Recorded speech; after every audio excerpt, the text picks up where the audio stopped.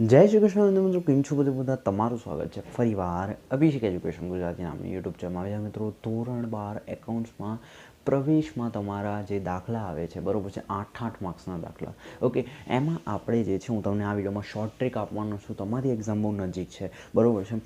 તમને હું short trick આપવાનો છું. હવે આ વસ્તુ જે છે એ 8માંથી 8 જેને લાવવાના છે એના માટે નથી, 8માંથી 7.5 લાવવાના છે એના માટે નથી, 8માંથી એને 5થી 6 લાવવાના છે, 6.5 લાવવાના છે એના માટે છે, રાઈટ. કારણ કે આમાં અમુક વસ્તુ જે છે હું કટ કરીશ, જેના તમારા અડધો કે 1 માર્ક્સ કપાઈ શકે. કેમ? કારણ કે ટ્રીકનો મતલબ શું, જે તમને સહેલાઈથી આવડી જાય. ઓકે, અને હું તમને ખાલી એક બેઝિક ફોર્મેટ આપવાનું છું કે બસ આ તો પૂછાશે અને આ તો તમને ઉતારી જવાનું છે, તો તમને 5, 5.5, 6 મળી જશે, રાઈટ. અચ્છા, તો આ વ્યક્તિ જે છે એવું નથી કે ભાઈ આ ખાલી જે છે પ્રોપર જેને 8માંથી 8 લાવવાના છે એના માટે આ વિડીયો છે જ નહીં. બટ હા, એ વ્યક્તિ જે છે, એ સ્ટુડન્ટ જે છે, આ ખાલી ચેક કરી શકે છે કે જે મને આવડે છે કે નહીં. જો કે આ વસ્તુ બહુ આઈએમપી છે એટલા માટે એ ચેક પણ કરી શકે છે. બાકી 5થી 5.5, 6 તમને આરામથી મળી જશે. ઓકે, તો બધું હું તમને નોટબુક ઉપર સમજાવું છું. તો ચાલો તમને બેઝિક રૂલ કેટલા કહી દઉં જે તમને ખબર હોય છે જનરલી, પણ છતાં પણ. તો જો, સૌથી પહેલાં 4 ખાતા હશે: પુનઃમૂલ્યાંકન ખાતું, ભાગીદારોના મૂડી ખાતા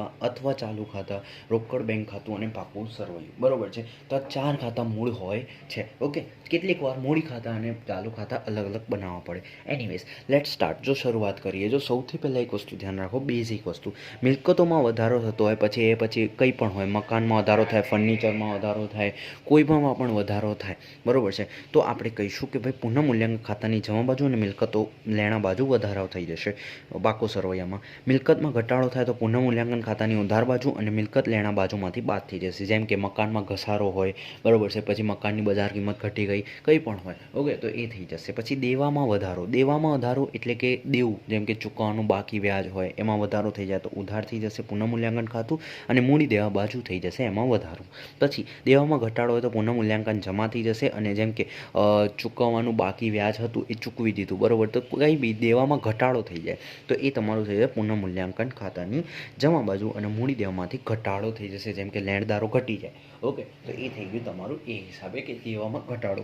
ઓકે, પછી ખર્ચ અને આવક હોય તો એને અકોર્ડિંગલી જવાનું. ઓકે, એને અકોર્ડિંગલી ઉપરની જેમ કે ખર્ચ હોય તો પુનઃમૂલ્યાંકન ખાતાની ઉધાર બાજુ, અને જે છે પછી જે અકોર્ડિંગલી ખર્ચ હોય કઈ રીતે મેનેજ કરવાનું, રાઈટ. એ બધું પછી હું તમને સમજાવું છું આગળ દાખલામાં પ્રેક્ટિકલ. બટ આટલું આ 4 હવાલાઓ છે, બરાબર છે. હું તમને બધા હવાલાઓ સમજાવું છું જે બેઝિક દેખાય જ છે. ઓકે, ગાલખાત અનામત દરેકમાં દેખાશે. એક હવાલો આવો હશે: દેવાદારો સદ્ધર છે. એનો મતલબ થાય કે ગાલખાત અનામત જે આપેલી છે એ નથી. મતલબ જે તમારા કાચા સરવૈયામાં ગાલખાત જે પહેલાં પાકું સરવૈયું આપેલું હોય, બરાબર છે, પ્રવેશ પહેલાંનું પાકું સરવૈયું, ઓકે, જે તમને દાખલામાં હોય એમાં જે ગાલખાત અનામત હશે એ હટાઈ દેવાની, બરાબર છે, જે પુનઃમૂલ્યાંકનની જમા બાજુ થશે અને દેવાદારો ફૂલ આવી જશે. તો એ કહેવાય સદ્ધર. અને ગાલખાત અનામત, બરાબર છે, આમાં તમારા ચેન્જ થતું હોય કે જે તમને પ્રવેશ પહેલાં આપેલી છે અને પ્રવેશ બાદ એ હવાલામાં તમને ચેન્જ આપશે. હું તમને સમજાવીશ. ઓકે, તો આ એક હવાલો પૂછાય. પુનર્ગઠન ખર્ચ હંમેશા પેઢી ચૂકવે. આમાંથી કયો હવાલો પૂછાય ખબર છે? કે કોઈ ભાગીદાર ચૂકવી દે, બરાબર, પુનર્ગઠન ખર્ચ. તો એમાં તમારે શું કરવાનું? ભાગીદારનું ખાતું જમા કરવાનું, પેઢીનું ખાતું ઉધાર કરી દેવાનું, એટલે કે પુનઃમૂલ્યાંકન ખાતું ઉધાર કરી દેવાનું. એ હિસાબે થાય. ઓકે, એટલું યાદ રાખો, પુનર્ગઠન ખર્ચ હંમેશા પેઢી ચૂકવે, ભાગીદાર ચૂકવે, એવો તમને હવાલો પૂછાય. હવે આ થઈ ગયા બેઝિક હવાલા, આટલા દેખાય જ છે. ઓકે, પછી નવો ભાગીદાર જ્યારે આવે તો 2 વસ્તુઓ હંમેશા લાવે: એક તો પાઘડી લાવે અને એક રોકડ લાવે. જો રોકડ લાવતો હોય, બરાબર છે, અને પાઘડી જે છે એ લાવતો હોય, જો યાદ રાખજો, જો પાઘડી એ રોકડમાં લાવે, રોકડ તો તમને દેખાઈ જ જશે, મૂડી તરીકે રોકડ લાવશે, અને પાઘડી તરીકે કાં તો રોકડ લાવશે અથવા કાં તો કશું નહીં લાવે. શું કહેશે? એ ભાગીદાર જો પાઘડીમાં રોકડ લાવે, પાઘડી તરીકે રોકડ લાવે, તો રોકડ ખાતું ઉધાર, નહીં તો ભાગીદારનું ખાતું ઉધાર. એટલે કે આમનો જ હું તમને શીખવાડું છું કે જો ભાગીદાર પેઢીમાં જે પાઘડી છે રોકડમાં લાવે તો રોકડ ખાતું ઉધાર, એટલે રોકડ ખાતું ઉધાર, રોકડ ખાતે ઉધાર તે પાઘડીના પ્રીમિયમ ખાતે.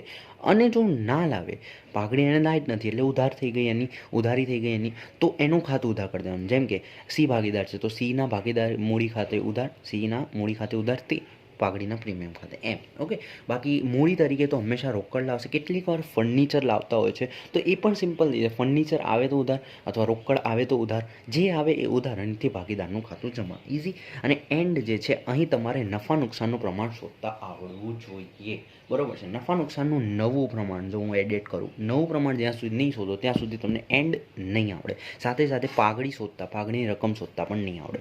આ સમજી લો, આનો સ્ક્રીનશોટ પાડ લો. આટલા તમારે હવાલા પૂછાય. હવે હું તમને પ્રોસેસ કહું અને એ હું સમજાવું તમને સીધું બુક ઉપર. આ તમારી રહી બુક. સીધું સ્વાધ્યાય આપણે ખોલવાનું છે. સ્વાધ્યાય પ્રવેશનો સ્વાધ્યાય. આ નિવૃત્તિ ક્યાં આવી આપણે? ઓકે ચલો, ભાગીદારના પ્રવેશનો સ્વાધ્યાય. ઓકે ચલો, આ છે ભાગીદારના પ્રવેશનો તમારો સ્વાધ્યાય. હવે સિમ્પલ સમજો, આટલું મેં તમને સમજાવી દીધું. ઓકે, હવે જો હું તમને પ્રોસેસ સમજાવું.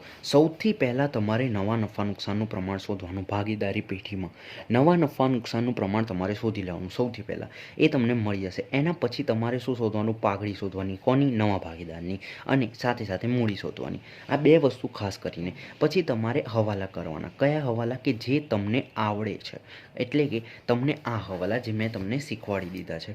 ઓકે, આ હવાલા તમારે ખાસ કરીને કરવાના. ચોથો, તમારે ખાસ કરીને આ બધું જ થઈ જાય બરાબર છે, એના પછી તમારે બેઝિક એન્ટ્રીઓ કે જે તમારા હવાલામાં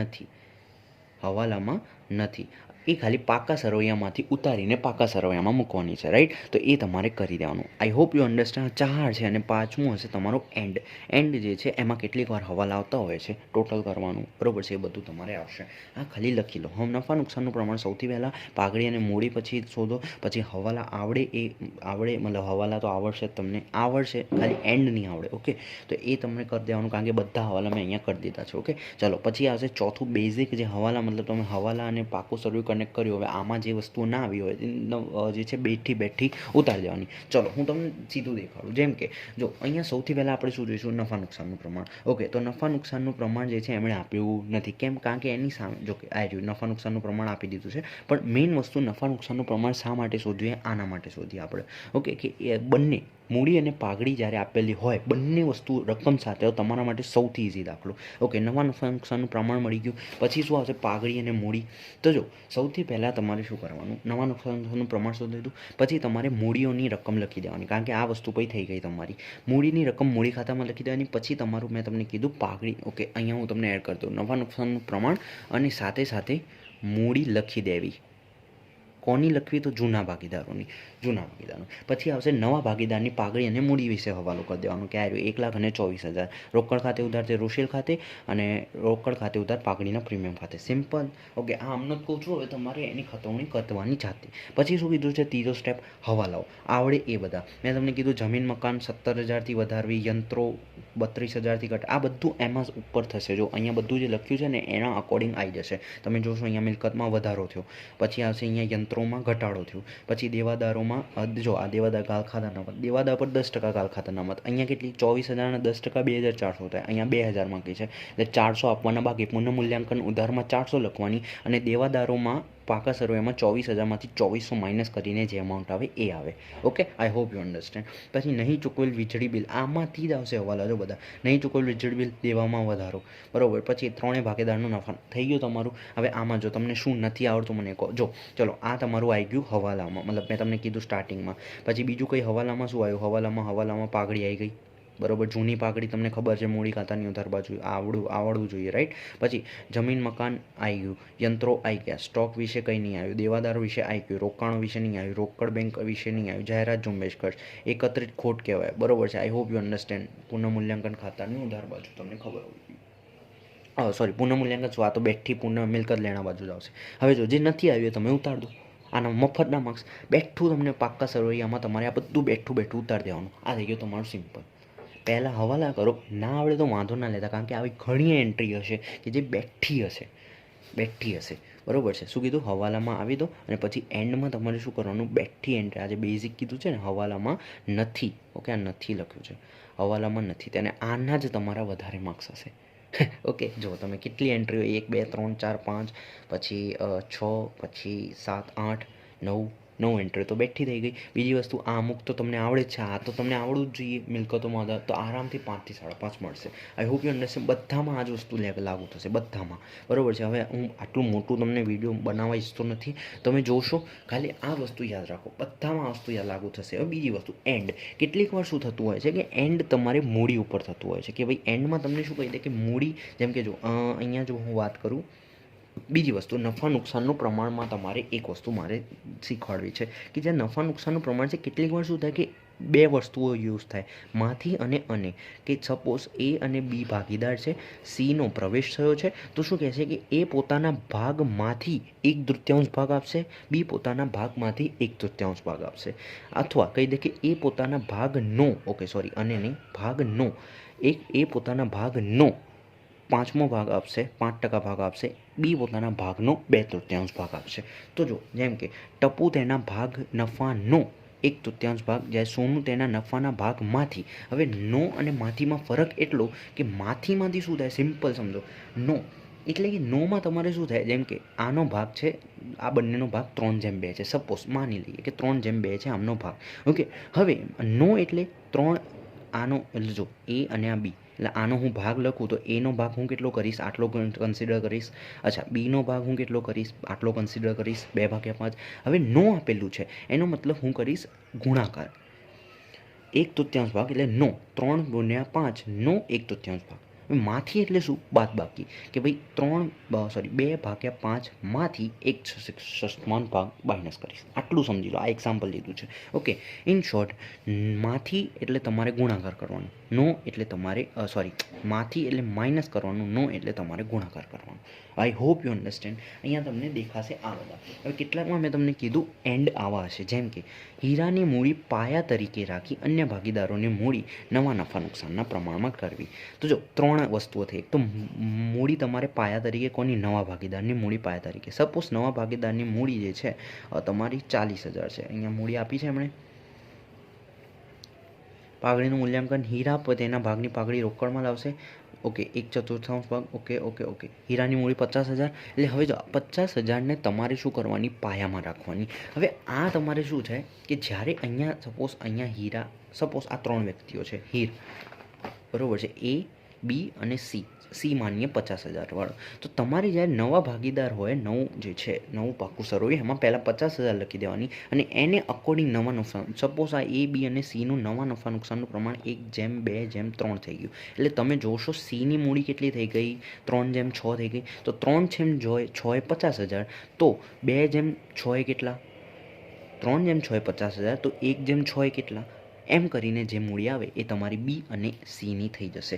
ઓકે, આ તમારો થોડો અઘરો એવો છે આ તમારો દાખલો. એટલે કે સૌથી પહેલાં પાયા તરીકે કીધી, એટલે પાકા સર્વેમાં પહેલાં જ 50,000 નાખી દેવાના, બરાબર. પછી હવાલા જે એક્સ્ટ્રેક્ટ કરવા હોય કરવાના, રાઈટ. આ તમારું થઈ ગયું અહીંયા. બીજું તમને જો હું વાત કરું તો જો આ જેની આન્યાની નવી પેઢીમાં તેમની કુલ મૂડી તેમના સંબંધિત નવા નફા નુકસાનના પ્રમાણમાં રાખશે. જેની અને આન્યા આ બંને જૂના ભાગીદાર છે. નવી ભાગીદાર પ્રિયંકા છે. હવે પ્રિયંકા તો પોતાની રોકડ લાવે છે, એના તો 14,000 છે, એટલે 9 પાકું સર્વે જેમાં તમારું એ, બી, સી, બરાબર, એમાં 14,000, આ પ્રિયંકા જે છે 14,000 રહેશે. પણ આ એ અને બી જે નવા નફા નુકસાન છે, હવે સપોઝ આમનું જે છે 30,000 અને 60,000 આવી ગયું, બરાબર છે, 30,000 અને 60,000. ઓકે, આમની જે છે તમે હવાલાઓ કર્યા, બરાબર છે, અને ટોટલ કર્યું ત્યારે તમારો આવું કંઈક આવે છે. હવે એમણે શું કીધું, નવા નફા નુકસાન. હવે નવા નફા નુકસાનનું પ્રમાણ એમનું 1/1 છે. તો કંઈ નહીં, આ બંનેનું ટોટલ 90,000 છે, તો આપણે શું કરી દઈશું, 45, બસ આટલું જ છે. અને આની એન્ટ્રી તમારે મૂડી ખાતામાં ઉલટેથી થશે, સમજો તો, ઉલટેથી થશે. ઉલટેથી એટલે આ પછી તમારે જશે કાં તો ચાલુ ખાતામાં, તમને કીધું હશે કે ભાઈ આના 15,000 વધી ગયા અને આના 15,000 ઘટી ગયા, એવું છે. ઓકે, પણ એન્ડ મારા હિસાબે તમે ના કરતા ચાલશે, કારણ કે શું છે, આપણે હવાલાઓ અમુક તમને નહીં આવડે. આપણે કેટલા જોઈએ, 6, 6.5 જોઈએ, વાંધો નહીં. આપણે શું કરીશું, 6, 6.5, 7 પણ આવી જશે, કોઈ મોટી વાત નથી. નફા નુકસાનનું પહેલાં 9 પ્રમાણ શોધો. બીજી વસ્તુ, નવા નફા નુકસાનની પ્રમાણ સાથે જે જૂના ભાગીદારની પાઘડી છે લખી દો મૂડી ખાતામાં. બીજું, નવા ભાગીદારની પાઘડી અને મૂડીના હવાલા સોલ્વ કરો. ત્રીજી વસ્તુ, જે હવાલાઓ તમને આવડે છે, જે નીચે આપેલા છે હવાલાઓ, જે આવડે છે એ ઉતારો, જેમાં તમારે મેઇન આ હશે અને એની અલાવા આ પણ હશે, જે મેં તમને ઉપર લખી દીધા છે. ચોથું, જે બેઝિક વસ્તુઓ, બેઝિક એન્ટ્રીઓ છે કે જે હવાલામાં નથી પણ આમાં આપેલી છે, એ બેઠી ઉતારી દો, જેના તમને સૌથી વધારે માર્ક્સ મળશે પાકા સરવૈયામાં. કંઈ ના આવડે તો બેઠું પાકું સરવૈયું ઉતારી આવજો, પણ મેં તમને શીખવાડ્યું છે, તમને આવડી જશે અત્યાર સુધી. અને 5મું એન્ડ, આને આપણે કન્સિડર કરતા નથી અત્યાર માટે. ઓકે, કારણ કે તમને જે છે 7, 8માંથી 8 જોતા નથી, તો આપણે આ ટ્રીક સ્વરૂપે તમને 6 આરામથી આવી જશે જો તમે આટલું કરશો તો, બરાબર છે. ટોટલ બહુ કોન્ફિડન્સમાં હો, શ્યોર હો તો જ કરજો, બાકી કરવાની જરૂર નથી. આ પ્રોસેસ, આ બધા ચેકડા થાય એની પહેલાં મેં પ્રોસેસ લખી દે, એ વિડીયો ખોલો અને આટલાનું સ્ક્રીનશોટ પાડી દેજો. ઓકે, આ વંચાય છે તો આનો પણ પાડી દો. ઓકે, આ બધા હવાલાઓ, મોસ્ટ ઓફ આ જ હવાલાઓ તમને જોવા મળશે એક્ઝામમાં. ઓકે, આ વિડીયોમાં રાખીશું આટલું. જો વિડીયો પસંદ આવે તો લાઈક, શેર, સબસ્ક્રાઈબ બધું જ કરજો. મળીશું એક નવા વિડીયોમાં નવા ટોપિક સાથે. ત્યાં સુધી જય શ્રી કૃષ્ણ.